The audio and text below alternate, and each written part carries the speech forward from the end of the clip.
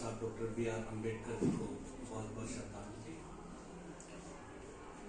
Respected principal, teacher in charge, my fellow colleagues, and my dear students.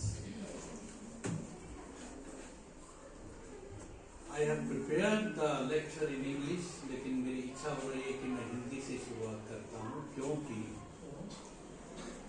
परिनिर्वाण दिवस जो है, परिनिर्वाण शब्द को जो है वो बुद्ध के साथ, महात्मा बुद्ध के साथ जो है वो कनेक्ट किया जाता है। परिनिर्वाण संस्कृत में मोक्ष को कहा जाता है। इसी मोक्ष से हम सब भारतीय हैं, इसी मोक्ष से मैं भारत का जो पुरातन हमारा जो समाज है,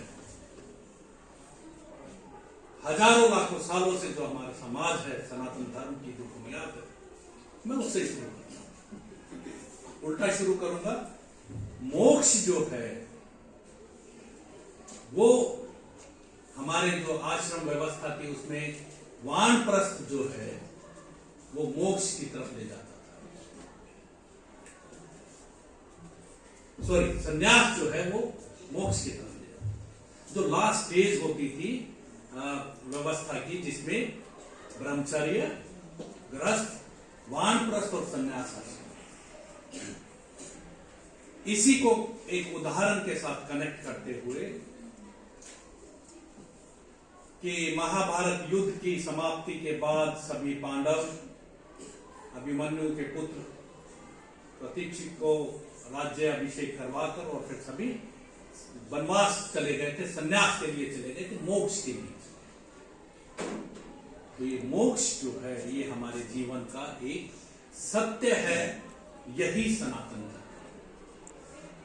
आज के इस अवसर पर भारतीय समाज की परंपरा को मैं 4 खंडों में बांट रहा हूं समाज को, जिसमें सतयुग, त्रेता, द्वापर और कलयुग। जब हम सतयुग की बात करते हैं उसमें जो है वो एक यौगिक शिक्षा की, और उस सतयुग में सभी खुश थे, अपरंपार खुशियां थी, और सभी उसमें जो है वो मोक्ष की तरफ जो है वो जाने का प्रयास करते थे। फिर सतयुग के बाद त्रेता आया। त्रेता में हमने जो है वो रामायण काल देखा, और उसमें जो कुरीतियां थी वो आ गई थी, जिसकी वजह से इतना विद्वान होने के बावजूद भी महाबली रावण एक जो है वो स्त्री का हरण करके ले गया और रामायण की रचना हुई। त्रेता युग के अंदर थोड़ी थोड़ी कुरीतियां थी, लेकिन उसके बावजूद भी चाहे महाबली रावण थे, वो भी वेद व्यास के बहुत ज्ञाता थे, वेदों के, पुराणों के, उपन्यासों के, सबके। इसके बाद त्रेता युग आता है, जहां हमने महाभारत देखा, और उसके साथ साथ जो है उस महाभारत में उदाहरण मैं सूत पुत्र कर्ण का दे रहा हूं। क्यों मैंने महाबली कर्ण के आगे सूत पुत्र लगाया? क्योंकि वो वर्ण व्यवस्था का एक हिस्सा था। मैं जो समझाने की कोशिश कर रहा हूं कि बाबा साहब को जहां जिस जाति व्यवस्था के साथ जोड़ा जाता है, बाबा साहब ने ही इसी की जब एक्सप्लेनेशन किया पढ़कर, तो उन्होंने पाया ये जाति व्यवस्था कहीं नहीं।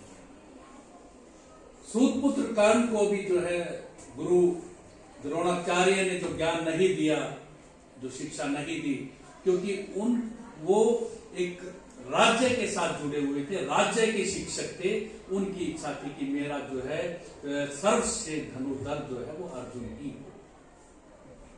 लेकिन ये उदाहरण देते हुए समझाने की कोशिश ये है कि एक वर्ण व्यवस्था थी जिसके आधार पर एक समाज, कुरीतियां आ गई थी, और उसमें वेद व्यास, वेदों का अध्ययन, वेदों का पाठन था, लेकिन इसके साथ साथ एक जो मूर्ति पूजा है वो भी शुरू हो गई।